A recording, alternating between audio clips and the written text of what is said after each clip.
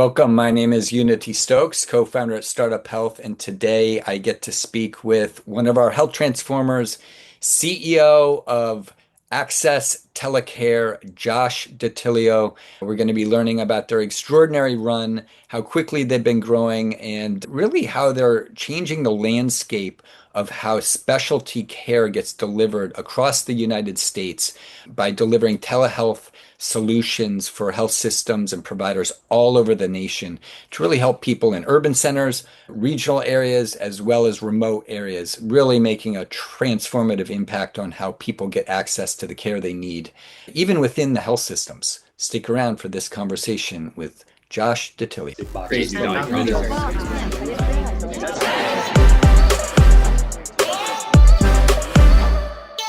Welcome. I am here today with Josh DeTillio, the CEO of Access TeleCare. I am so excited to catch up with you again because you guys have just been really on a tear. You've been growing so much at Access TeleCare, but just for the audience, it'd be helpful just to remind everyone what Access TeleCare is, who you serve. It's just give the frame to set the stage. I appreciate the time. And at Access TeleCare, we are the largest and oldest acute care telehealth company. We've been in business over 20 years, and we've helped a lot of patients and a lot of hospitals continue to thrive. And we're unique because we have 8 different service lines. A lot of telehealth companies are single specialty, but we're able to bring a lot of solutions to a hospital, especially rural hospitals where they do have a big need for a number of service lines. And we really help hospitals retain their admissions and limit transfers and continue to be financially viable. It's really such an important platform. As you mentioned, I think you launched in 2004 when Dr. Chris Gallagher founded the company. I know this is something that a lot of people think of telehealth as just something that a patient's calling in from their home. But I think what's so extraordinary about what you all do is you're even servicing health systems, as you mentioned, in rural communities, urban environments. So large and small systems all over the nation. I think you're in 50 states, is my understanding.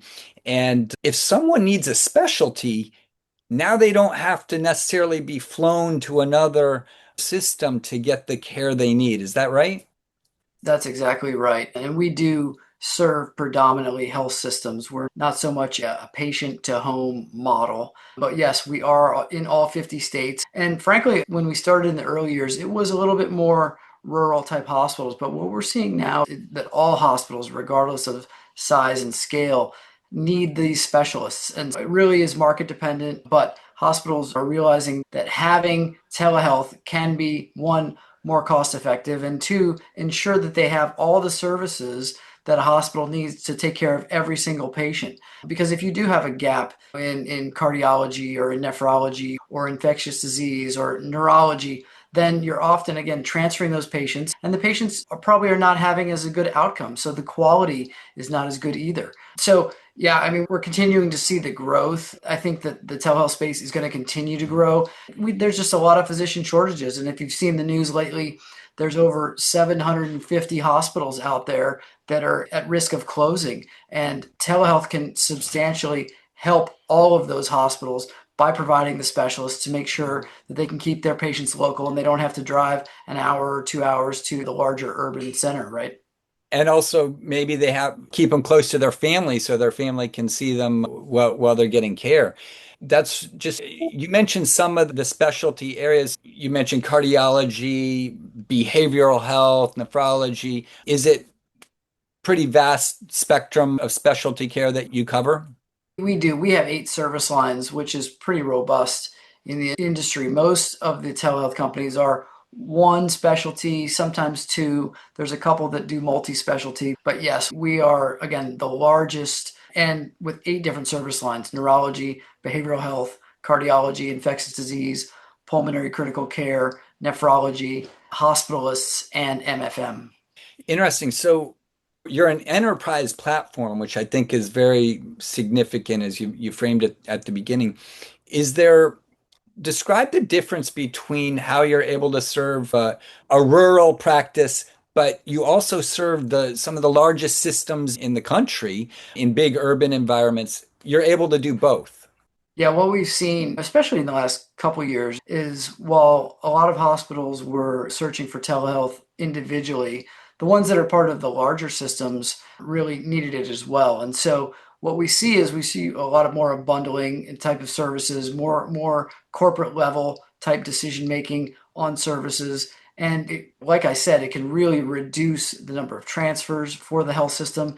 It can reduce the cost. It can increase admissions because they're retaining more.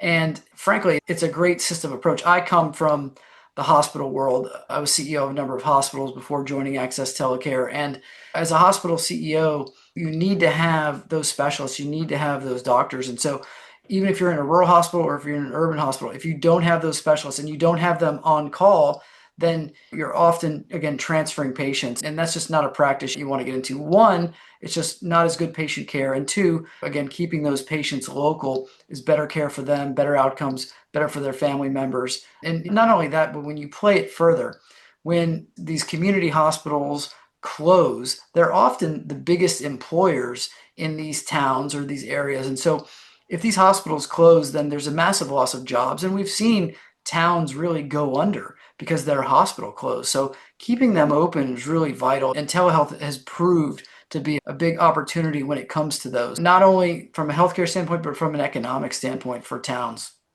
Yeah, and it's so you're improving the care, you're also reducing costs for the system, but it's also an important revenue stream that you're making sure they maintain within their rural system rather than having to transfer those patients out to a different place.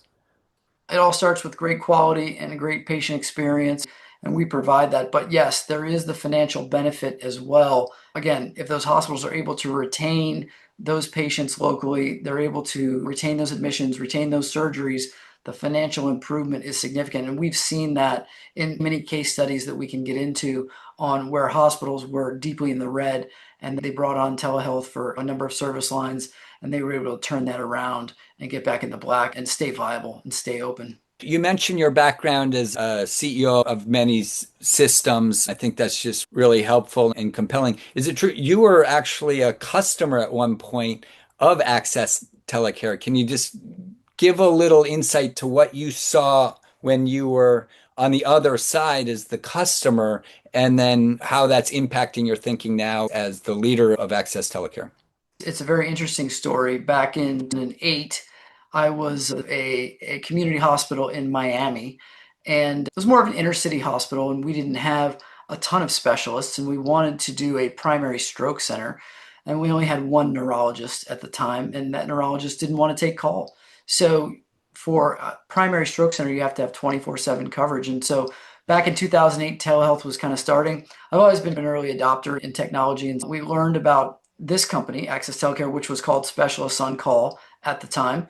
And we brought them in, and it was wonderful. We were able to overnight, it took a couple months, but we were able to overnight keep all of those neurology patients, open up our primary stroke center, and we saved a bunch of lives by getting patients TPA at the time, which was the clot busting drug. For neurology patients and stroke patients, time is brain. So every second that the patient has a blockage, they're losing over 1 million neurons. So we were able to keep those patients local. We were able to take care of them, and then they had better outcomes and were able to return to their normal lives and their families. And so when I was being recruited for this opportunity, I knew very well the work that Access Telecare does and did and what the scale could be. And so for me, the opportunity to be a part of telehealth with the direction of telehealth and where it's going, the opportunity to help so many more patients than just being a hospital CEO and helping the patients in one community. Again, we can impact the patient care of an entire nation in all 50 states. And so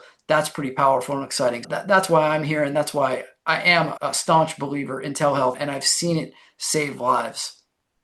Extraordinary. And you're already covering, I think, over 200 million Americans, which is just extraordinary. We mentioned all 50 states, which is, I think, really important. What's your, obviously, the company was founded 20 years ago. technology is moving and continues to move so quickly. We're in the new age of AI. How are you all thinking about the future and how you're integrating AI into making your platform even better today? It's an exciting time, especially being part of a physician service company that it's also a technology company. And so our software and hardware are some of the best in the business that have been evolving over the last 20 years. And often our clients opt for the use of our software and hardware, and they absolutely love it. So that is, again, top notch in the industry. As far as AI, we are leaning in heavily. As a lot of other companies are as well too. We believe there's a lot of opportunity in terms of our decision making, in terms of data sets, in terms of clinical care. And so we are piloting a number of programs now. And again, as you're seeing in the news, a lot of companies are really leaning super heavily into AI and then they're backtracking. We're taking a more of a pointed approach. We've got three major projects in flight that are one, going to increase efficiency, two, lower costs, and three, really help our clinicians, our doctors, our APCs get on screen faster, take care of patients, and really triage all of those consults on a real-time basis. So it's amazing what AI can do. We're really at a point where we've implemented a number of things, and then there are several more in flight. So it's going to be an exciting next couple of months as well. Awesome. Yeah, I think maintaining that trust and credibility as you're launching new features, new technologies, absolutely essential. You're in growth phase. You're growing rapidly. Something's working. I think it's for the reasons you described. It's helping systems, it's helping patients, it's changing outcomes. Walk us into the future. You're a year into or not quite a year in, 9 months into your tenure. What's the future look like? Where are you going?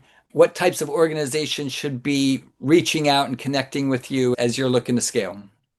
Like I said earlier, the growth was very strong. More and more systems are reaching out to us. And again, it goes hand in hand with the physician shortages we're seeing. And a lot of physicians and APCs are collecting again at certain hospitals, and there's just not enough of them, right? And frankly, a lot of the younger generation don't want to be on call 24/7 or be on call for 2 or 3 weeks at a time, right? So they need backup and they need support. And ultimately, it's just better patient care. So for us, we're continuing to try and partner with all of the health systems on where we can. They tend to have different gaps in coverage depending on the facility, depending on the market, but there is a lot of opportunity out there. And so, yeah, we're just continuing to try and provide fantastic patient care, great client services, and just take great care of patients ultimately. It sounds like from things you said earlier and from what I know, like this is a really big moment as well as opportunity to save a lot of the rural systems that are too many are closing. But hopefully this is a chance to kind of keep people local, keep people regional, and still open up access to the critical specialties and care that they need without having to drive or be flown around. Where do you see the trends going over the next decade? Do you think we're going to be able to maintain more of these systems? Are you optimistic? What are your thoughts? I'm definitely optimistic on that. The reason I am optimistic is because we have a number of hospitals that we work with that have four, five, six different service lines. And I hate to use this term, but it is in vogue is a virtual hospital situation where the hospitals can't afford to pay for all these specialists, but they can afford to pay for telehealth and again have the services local. And for your straightforward, more medicine, emergency type situations, having specialists there available via telehealth is a great solution. And then if they have a more major issue or require surgery, then the hospital can send them somewhere else or transfer depending on what's going on. But to be the first line and to have all these virtual specialists, we've seen it where hospitals can do exceptionally well and continue to thrive. Now, getting the education out to all the rural hospitals and all the hospitals that are struggling, it's a challenge, right? Some of them have never used telehealth, some of them have, and some of them don't understand the power and the cost effectiveness as well as the potential to benefit financially. Yeah, that's part of our challenge is getting the word out, how we can help, getting those case studies out on what does it look like to become more of a virtual hospital. But we're seeing that more and more. And so fast forward 5 years, I think there's going to be more and more hospitals like that. I think some of them will shrink in size a little bit and be more virtual. But again, take care of a wide net of patients with a lot of different comorbidities and specialties. Speaking to some of those leaders of different systems that maybe haven't used telecare services yet or telehealth services yet. What would your lessons learned as well as thought, what do you want them to know and understand putting back on you've been a CEO of systems like theirs. What do they need to know? Why should they be looking into these types of platforms? They need to know that we're really, especially at Access TeleCare, just an add-on to your existing medical staff. We work in your EMR. We're really just an extension of your physicians and your APCs. And so really it's being able to not have to recruit specialists that need to move to your area. You've got specialists at the ready that are licensed in your state, that are privileged in your hospital, that are, again, part of your medical staff. So it's very easy. Not only that, but a lot of the historical pushback, and telehealth was really accelerated through the COVID situation, and that really brought a lot to the forefront. But the typical pushback has really been from a lot of medical staffs worried about telehealth and not being a physical presence there. But what we've seen in 20 years is that the medical staffs, once we're in there, they love us. They love our clinicians. They love having the backup. They love the notes are in the EMR when they arrive to do their consult. It truly is a partnership. And so I would call those worries unfounded. And in almost every situation, once hospitals move to a telehealth situation, they often never go back because they realize how great it is. So I think that trend will continue. Wonderful. Where should people reach out? Where should leaders of these systems and institutions be connecting with Access Telecare? You can find us on our website, accesstelecare.com. Our phone number's on there. You can reach out to me. I'm on LinkedIn, not hard to find. If we can be helpful, let us know. Or if you just want to chat or get some type of consultation on your services, your market, and what the needs could be, we're happy to help with that too. But yeah, we're easy to find and happy to help. Fantastic. And we'll put links and in the show notes. Joshua DeTillio, thank you so much and for the work you're doing and carrying the torch. Dr. Chris Gallagher, the amazing company that he founded. And we're just so excited to have you part of the startup health community and really to see the impact you're making on tens of millions of people's lives and a lot of communities, a lot of health systems all over the nation that really need these types of solutions. So thank you so much. Thank you. We've got a great team of clinicians, of doctors and APCs that really make the difference. And so I'm proud to represent them and be part of the team. And let's continue taking great care of patients. Thank you very much for the time. And finally, an invitation to all of the extraordinary health transformers, whether you are a startup, someone building the future of health, or whether you are an investor, funder, or buyer of the solutions out there in the marketplace. This is an invitation to you to join the Startup Health member community. Learn more at startuphealth.com. Look forward to hopefully seeing you soon.